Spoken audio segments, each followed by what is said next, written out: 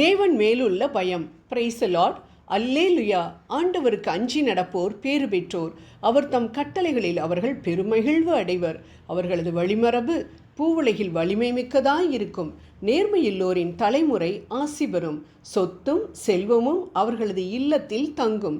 திருப்பாடல் 112 1 முதல் 3 வரை. அநேக பெற்றோர் தம் பிள்ளைகளை பார்த்து, உனக்கு பயமே இல்லையாடா, இந்த மார்க்கை வாங்கிட்டு எவ்வளோ தைரியமாக நீ வீட்டுக்கு வர்ற, நீலாம் ஏண்டா ஸ்கூலுக்கு போகிற என்று கேட்பதுண்டு. பிள்ளைகளை கேட்பதற்கு அவர்களுக்கு உரிமை உண்டு. ஏனென்றால் பிள்ளைகள் அவர்களின் பிள்ளைகள். அதேபோல் நம் பரமதகப்பன் நம்மை பார்த்து, உனக்கு என் மேலே பயமே இல்லையா, எப்படி இவ்வளோ துணிஞ்சு இந்த பாவத்தை பண்ணுற என்று கேட்பார் என்பதை நாம் அநேக முறை மறந்து போகின்றோம். நம்மேல் பயமில்லாமல் நம் பிள்ளைகள் ஏதாவது தவறு பண்ணிவிட்டு வந்தால் எவ்வளவு வேதனைப்படுகின்றோம். அதே போல்தான் நம் விண்ணக தந்தையும் நாம் தவறு செய்யும் பொழுது மிகுந்த வேதனைப்படுவார் என்பதை நினைத்தாலே போதும் நாம் தவறுகள் செய்ய தயங்குவோம். நாம் அவரது கட்டளைகளை கடைபிடிப்பதில் பெருமகிழ்ச்சி கொள்கின்றோமா இல்லையா என்பதை நம்மை சோதித்து பார்த்தாலே தெரியும். உதாரணமாக யோசுவா 1:8 நாம் இவ்வாறு வாசிக்கின்றோம்.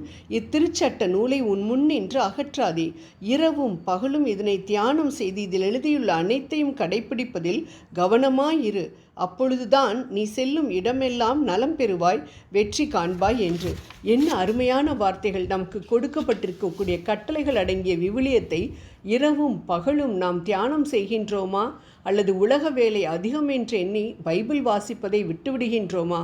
இது ஒரு சிம்பிள் டெஸ்ட் தான். நாம் ஆண்டவருடைய கட்டளைகளை கடைபிடிப்பதில் மகிழ்ச்சி அடைகின்றோமா இல்லையா என்று பார்ப்பதற்கு. இது என் ஆன்மீக உணவு என்று எண்ணி நான் அதை உட்கொள்வதில் பிரமாணிக்கமாக இருந்தேன் என்றால் நான் கடவுள் பயம் கொண்டவன். அப்படி என்றால் நான் போகுமிடமெல்லாம் நன்மைகளை பெறுவேன், அனைத்து காரியங்களிலும் வெற்றி பெறுவேன் என விவிலியம் கூறுகின்றது. ஆண்டவர் மேல் நம்பிக்கை இல்லாத, மீட்பு பெறாதவனுக்கு கடவுள் பயம் என்பது தேவனின் நியாய தீர்ப்பையும் நித்திய தண்டனையையும் குறித்த பயம். லூக்கா 12:5. ஆனால் ஆண்டவரை சொந்த மீட்பராக ஏற்றுக்கொண்டவர்களுக்கு கடவுள் மேலுள்ள பயம் என்பது அவர் மேலுள்ள மரியாதையும் உயர் மதிப்பையும் குறிக்கும் ஆராதனையை குறிப்பதாக நாம் எபிரேயர் 12:28 மற்றும் 29 வாசிக்கின்றோம். நீதிமொழிகள் 1:7 ஆண்டவர் மேலுள்ள பயம் ஞானத்தின் தொடக்கம். ஆண்டவர் யார் என்பதை குறித்ததான அறிவும் அவர் பரிசுத்தர், நீதிபரர் போன்ற தன்னிகரற்ற குணங்களை உடையவர் என்றும் நினைத்து அவர் காட்டும் வழிகளிலெல்லாம் நடந்து அவரிடத்தில் அன்பு கூர்ந்து நம் முழு இருதயத்தோடும் முழு ஆத்துமாவோடும் ஆண்டவரின் வேலைகளை செய்வதுதான் ஆண்டவருக்கு பயப்படும் பயம் என்று இணைச்சட்டம், அதாவது உபாகமம் 10:12 வாசிக்கின்றோம். நேர்மையான அதிகாரி மேல் பொய் வழக்குகள் போடப்பட்டால் அவர் சொல்லுவார், மடியில் கனம் இருந்தால் தானே எனக்கு வழியில் பயம் இருக்கும், எவ்வளோதான் நீங்கள் வழக்குகள் போட்டாலும் எனக்கு பயமே இல்லை, ஏன்னா நான் எந்த தவறுமே செய்யவில்லையே என்று. ஏன்? அவர் நேர்மையாளர், அதனால் தவறு செய்யவில்லை, அதனால் அவர் உலகில் பயப்பட மாட்டார். ஆனால் கடவுள் மேல் பயம் கொண்டவர்கள் அதனால்தான் அவர்கள் நீதிமான்களாக இருக்கின்றார்கள். திருப்பாடல் 112 நாம் பார்க்கிறோம், ஆண்டவருக்கு பயந்து நடப்பவர்களின் வழிமரபு வலிமை மிக்கதாய் இருக்கும், மேலும் அவர்களின் தலைமுறை ஆசி பெறும் மற்றும் சொத்தும் செல்வமும் அவர்களது இல்லத்தில் தங்கும் என்று.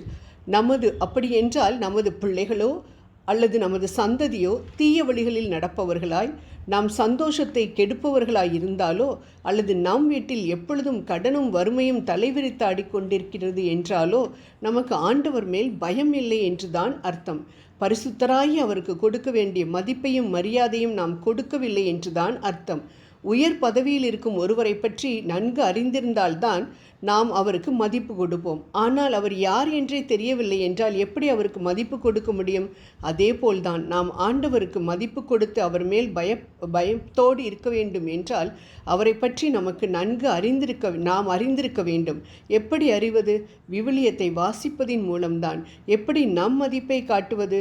அவரின் பரிசுத்தத்தையும் மகத்துவத்தையும் துதிப்பதின் மூலம்தான். ஆகவே ஆண்டவர் மேல் நமக்கு பயம் இருக்க வேண்டும் என்றால் தின விவிலிய வாசிப்போடு கூடிய துதி மிக மிக முக்கியம்.